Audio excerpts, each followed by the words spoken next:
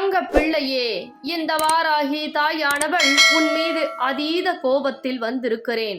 ஆம் என் தங்க பிள்ளையே, நீ மிகப்பெரிய தவறை செய்து கொண்டிருக்கிறாய். பல முறை தடுத்து பார்த்தேன், சில முறை சொல்லி பார்த்தேன். ஆனால் இன்னும் நீ கேட்காமல் இந்த தாயை கோபப்படுத்தி பார்க்கிறாய். அதனால்தான் இன்று நான் சொல்லக்கூடிய விஷயங்களை நீ சரியாக முழுவதுமாக கேட்டு தெரிந்து கொள்ளவில்லை என்றால் நிச்சயமாக அடுத்த கட்டம் உன் இல்லம் தேடி வரமாட்டேன் என்பது இந்த பதிவின் மூலமாக உனக்கு தெரியப்படுத்த போகிறேன்.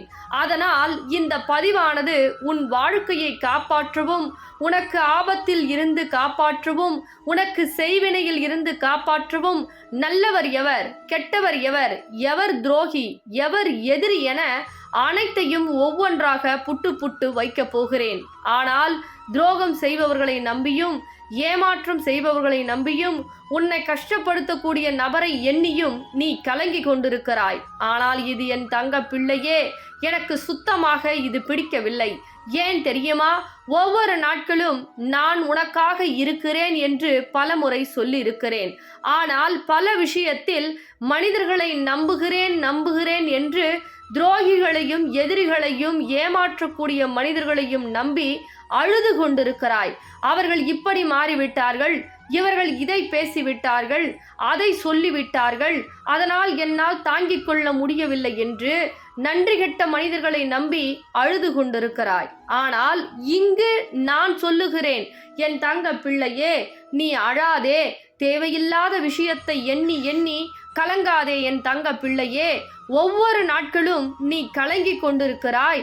இந்த கண்ணீர் என்பது தேவையில்லாத மனிதர்களும், துரோகிகளும், கஷ்டப்படுத்தக்கூடிய நபர்களும், அந்த நபருக்கெல்லாம் கண்ணீர் வடிக்காதே. பொழுதில் உன் வாழ்க்கையை நான் மாற்றிக் கொள்கிறேன்.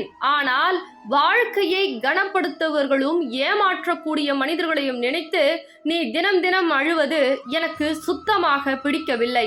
ஆம் என் தங்க பிள்ளையே, இதனால்தான் உன் மீது நான் கோபத்தில் வந்திருக்கிறேன். நல்ல விஷயங்களை நான் உனக்கு செய்கிறேன் என்று சொல்லுகிறேன். ஆனால் நயவஞ்சகர்கள் மீது நம்பிக்கை அதிகமாக வைக்கிறாய். யார் ஏமாற்றுகிறார்களோ அவர்களே வேண்டுமென்று என் தங்க பிள்ளை கேட்கிறது. இப்படியெல்லாம் என் தங்க பிள்ளை அழுதால் எந்த தாய் பொறுத்து கொள்ள முடியும்? என் தங்க பிள்ளையே, எனக்கு இன்று நீ சத்தியம் செய்து கொடுக்க வேண்டும். அப்படி சத்தியம் செய்து கொடுத்தால்தான் நாளை இந்த தெய்வ வாக்கு நீ கேட்க முடியும். என்ன சத்தியம் செய்து கொடுக்க வேண்டும் தெரியுமா? இனிமேல் நான் யாரையும் நினைத்து அழமாட்டேன். நீங்கள் இருக்கிறீர்கள் வாராகி தாயே, நான் கவலைப்பட மாட்டேன், கண்ணீர் வடிக்க மாட்டேன். ஒவ்வொரு நாட்களும் என் தாய் இருக்கும் பொழுது நான் ஏன் வருத்தப்பட வேண்டும், நான் ஏன் கண்ணீர் வடிக்க வேண்டும் என்று என் மீது என் தங்க பிள்ளை அதீத நம்பிக்கை கொண்டு, தாயே நான் அழமாட்டேன் என்று என் தங்க பிள்ளை எனக்காக சத்தியம் செய்தே ஆக வேண்டும்.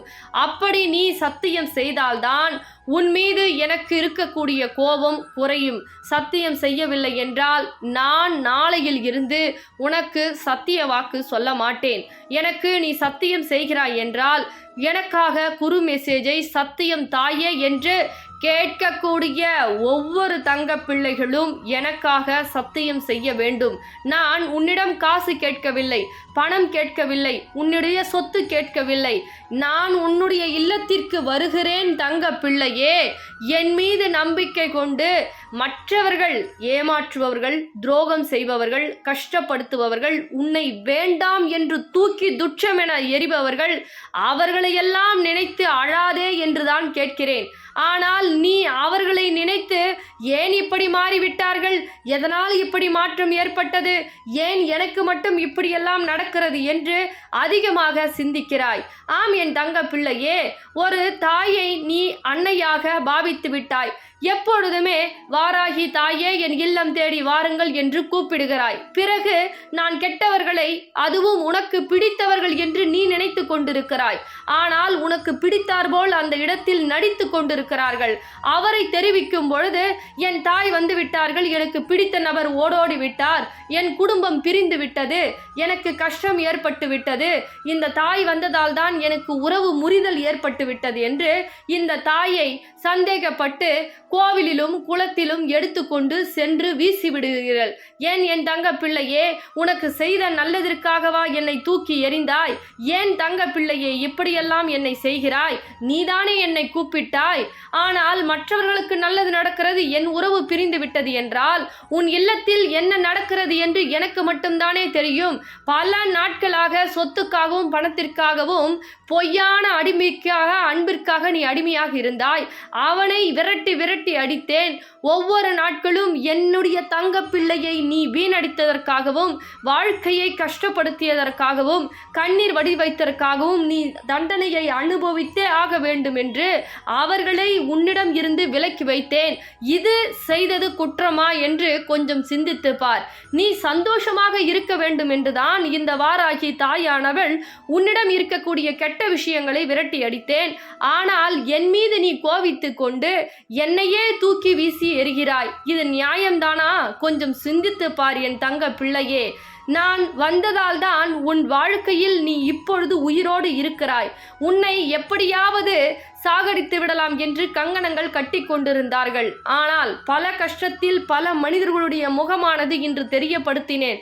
பல பேர் முகத்தை நீ தெரிந்து கொண்டாய்.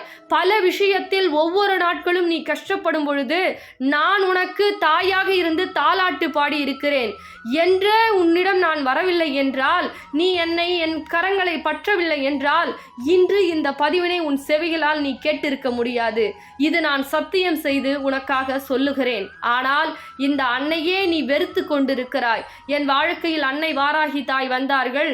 நானும் மற்றவர்கள் போல் வணங்கினேன். ஆனால் எனக்கு உறவு பிரிந்து விட்டது. எனக்கு கஷ்டமே தீரவில்லை. எனக்கு நஷ்டமேல் நஷ்டம்தான் ஏற்பட்டு கொண்டிருக்கிறது என்று அழுது கொண்டிருக்கிறாய். ஆனால் இன்று நீ உயிரோடு இருப்பதற்கு நான் தான் காரணம். ஏனென்றால் பல செய்வினைகள் சூழ்ச்சிகள் செய்யப்பட்டது உன் பின்னால். அதையெல்லாம் செய்யாமல் இன்று நான் தடுத்து வைத்திருக்கிறேன். ஆனால் கூடிய விரைவில் இதையெல்லாம் செய்தவர்கள் உன் கண் முன்னே நிச்சயமாக பதிலடி கொடுப்பேன். இந்த தாயை நீ அப்பொழுது புரிந்து கொள்வாய். ஆனால் இப்பொழுது சில நேரங்களில் என் மீதும் நீ கோபித்து கொண்டிருக்கிறாய். தாயே, நான் செய்யக்கூடிய பூஜையெல்லாம் செய்து கொண்டிருக்கிறேன். உங்களுக்காக அகல் தீபம் ஏற்றுகிறேன். நீங்கள் என்னவெல்லாம் சொல்கிறீர்களோ அதையெல்லாம் செய்து கொண்டிருக்கிறேன்.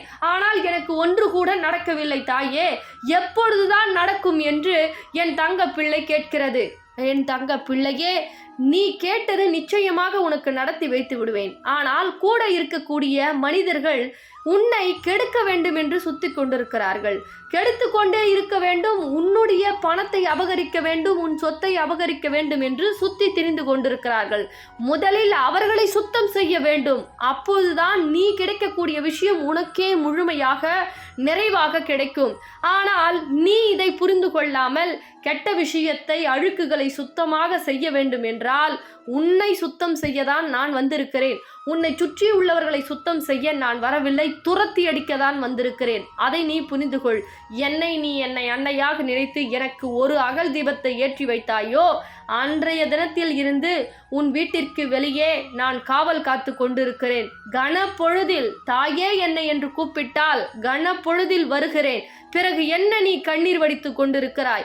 கண்ணீர் வடிக்க மாட்டேன் என்று தைரியமாக சொல். அப்படி இனிமேல் நீ சொன்னால்தான் உன் இல்லம் தேடி வருவேன். இல்லால் அழுது கொண்டிருப்பாய் என்றால் இன்னும் நடக்கவில்லையே, ஏன் இப்படி நடக்கவில்லை, ஏன் இப்படி எனக்கு கிடைக்கவில்லை, ஏன் நான் என்ன பாவம் செய்தேன், எனக்கு மட்டும் ஏன் இப்படி ஏமாற்றம் நடக்கிறது, இது எல்லாம் ஏன் நடக்கிறது, இது ஏன் கிடைக்கவில்லை என்று எதிர்மறை எண்ணத்தோடு நீ இருந்தால் நான் என்னதான் இந்த உலகத்தையே உன் காலடியில் போட்டாலும் உனக்கு சந்தோஷம் கிடைக்காது என்பதை இந்த பதிவின் மூலமாக என் தங்க பிள்ளைக்கு நான் தெரியப்படுத்துகிறேன். ஆம் என் தங்க பிள்ளையே, ஒரு சில விஷயத்தில் பொறுமையை காக்க வேண்டும். உடனே நடக்க வேண்டும், உடனே கிடைக்க வேண்டும் என்றால் நிச்சயமாக கிடைக்காது, நிச்சயமாக நடக்காது. அதை இந்த தாய் உனக்கு சத்திய வாக்காக சொல்லுகிறேன். ஒரு குழந்தை பிறப்பதற்கு கூட 10 மாதம் ஆகிறது. அதே போல்தான் காலங்கள் நேரங்கள் மாற மாற அனைத்துமே மறையும், அனைத்துமே மறக்கும், அனைத்து விஷயங்களும் உனக்கு கிடைக்கும். அப்படி பொறுமை காக்க வேண்டும். பொறுமை காக்கவில்லை என்றால் இதோ பல விஷயத்தை இழந்து இன்று மூலையில் உட்கார்ந்து அழுது கொண்டிருக்கிறாய் அல்லவா? அதுதான் நடக்கும். பொறுமையை கடைபிடிக்க கற்றுக்கொள். உடனே ஒருவரை நம்பாதே. எடுத்த எடுப்பில் இவர்கள் உன்னை பெருமையாக பேசிவிட்டாலோ, உனக்கு அனைத்தையும் செய்து கொடுக்கிறேன் என்று அப்பட்டமாக உன்னை நம்ப வைத்தாலோ நம்பாதே என் தங்க பிள்ளையே. நம்பி நம்பி ஏமாறந்ததெல்லாம் போதும், நாடகம் ஆடியதெல்லாம் போதும். இனிமேல் நீ நம்பவும் வேண்டாம், யாரும் உனக்கு நம்பிக்கையும் கொடுக்கவும் வேண்டாம். இந்த தாய் நான் உனக்கு நம்பிக்கை கொடுக்கிறேன், உன்னை நலமாக வாழ வைக்கிறேன். உனக்கு என்ன தேவைகளோ அதை நான் செய்கிறேன். ஒவ்வொரு தருணமும் உனக்காக நான் வாழ்கிறேன் என்று என்னை முழுமையாக நம்பு. ஒவ்வொரு நிமிடமும் உன்னை சந்தோஷப்படுத்தி பார்க்கதான் நான் தினந்தோறும் யாருக்காக வருகிறேன்? கொஞ்சம் யோசித்து பார் என் தங்க பிள்ளையே. என்னை நீ கேட்டுதானே உறங்குகிறாய். யாரை கேட்டு நான் உன்னை தாலாட்டு பாடி என் தங்க பிள்ளைக்கு சாப்பிட்டியா என்று கேட்பதற்கு யாரும் இல்லை, தூங்கினியா என்று கேட்பதற்கு யாரும் இல்லை, சாப்பாடு இருக்கிறதா என்று கேட்பதற்கும் யாரும் இல்லை.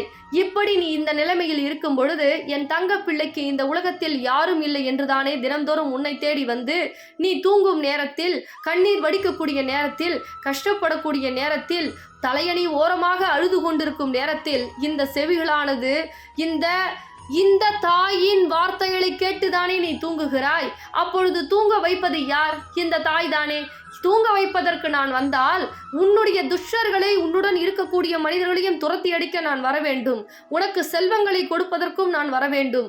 அதே போல் உனக்கு நல்லது கொடுக்கவும் நான் வர வேண்டும். நான் வருவேன். எப்படி வருவேன் தெரியுமா? இதோ நாணய மூலியமாக வருவேன். நிச்சயமாக உன் இல்லத்தில் இந்த நாணயம் கூடிய விரைவில் வெகு சீக்கிரமாக வாங்கி கொண்டு இந்த தொலைபேசியின் மூலியமாக என்னை உடனடியாக கூப்பிடு. சீக்கிரமாக உன் இல்லத்திற்கு வரப்போகிறேன். அதுவும் நான் மகாலட்சுமியாக வருகிறேன். உன் இல்லத்தில் என்னவெல்லாம் நீ கடன் பிரச்சனை, பணப்பிரச்சனை, உறவு பிரச்சனை, செய்வினை பிரச்சனை எதுவாயினும் என்னை உன் இல்லத்திற்கு கூட்டி சென்றால் அனைத்திற்கும் தீர்வுகளை கொடுத்து இந்த தாய் தீராத பிரச்சனையும் தீர்த்து வைத்து உன்னை சத்தியமாக வாழ வைப்பேன். இது சத்திய வாக்கு என்பதை மறந்து விடாதே. பிறகு இந்த பதிவினை ஒவ்வொருவருக்கும் பகிர்ந்துவிடு. நல்லது மட்டும்தான் நடக்கும் என் தங்க பிள்ளையே. தங்க பிள்ளைகளா, ஃபர்ஸ்ட் பேட்ச் முடிஞ்சு போச்சு. இப்போ புது சாரீஸ் எடுத்துட்டு வந்திருக்கேன். இனிமே ரொட்டீனா இந்த கலர்ஸ் தான் வரப்போகுது. நான் வியர் பண்ணியிருக்க கலரு, அடுத்த கலர் நான் காமிக்க போறேன். அதுக்கப்புறம் பார்த்தீங்கன்னா வாங்கினவங்க வீட்டில் அம்பாள் ரொம்ப அற்புதம்லாம் பண்ணிட்டு இருக்காங்க. ஃபீட்பேக் அவ்வளோ சூப்பராக சொல்லியிருக்கீங்க. ஸோ வாங்கினவங்களுக்கு அம்பாள் எல்லாத்தையும் கொடுக்க போறாங்க. சந்தோஷமா இருங்க, தைரியமா இருங்க. இனிமே வாங்க போறவங்களுக்கும் கண்டிப்பா எல்லா அற்புதமும் பண்ண போறாங்க. இப்போ நம்ம சாரி கலெக்ஷன் பார்த்துடலாம். அதே மாதிரி ஸ்கிரீன்ஷாட் எடுத்துக்கோங்க. இல்ல அம்பாள் சூஸ் பண்றதுனாலும் நீங்க சூஸ் பண்ணி இது பண்ணிக்கலாம். இது மாம்பழம் வித்து நம்ம pink colour favourite colour. So இது ஸ்கிரீன்ஷாட் எடுத்துக்கோங்க. அதுக்கப்புறம் இந்த ஒரு கலரு, அதுக்கப்புறம் இது எல்லா கலர்ஸுமே சூப்பரா இருக்கும் நம்ம வேர் பண்ணோம் அப்படின்னா. So green. ஸோ இது எல்லா கலருமே நம்ம வேர் பண்ணோம் அப்படின்னா அவ்வளவு சூப்பரா இருக்கும். ஸ்க்ரீன்ல தெரியுற நம்பருக்கு கால் பண்ணிக்கங்க, இல்ல மெசேஜ் பண்ணிக்கங்க. ஸ்கிரீன்ஷாட் எடுத்து உங்க ஆர்டரை பிளேஸ் பண்ணிக்கங்க. அதுக்கப்புறம் வாங்கின தங்க பிள்ளைகள் எல்லா வீட்லயும் அம்பாள் ரொம்ப சிறப்பான விஷயம்லாம் செய்துட்டு இருக்காங்க. ஸோ இனிமே வாங்க போறவங்களுக்கும் வாங்கினவங்களுக்கும் என்னுடைய மனமார்ந்த நன்றிகளும் தெரிவிச்சு வைக்கிறேன். அதே மாதிரி உங்களுக்கு வாங்கிட்டீங்க அப்படின்னா ஒரு நல்ல விஷயம் நடக்குதுன்னா மற்றவங்களுக்கும் ஷேர் பண்ணுங்க. இந்த மாதிரி ஒரு விஷயம் இருக்கு, அம்பாள் காயின் கொடுக்குறாங்க அப்படின்னு சொல்லிட்டு. அதுக்கப்புறம் என்னுடைய தங்க பிள்ளைகள் எல்லாருமே சந்தோஷமா இருக்கணும்னு சொல்லிட்டு நானும் அம்பாள் கிட்ட, நம்ம வாராகி மேம்கிட்ட பிரார்த்தனை பண்ணிக்கிறேன். நன்றி.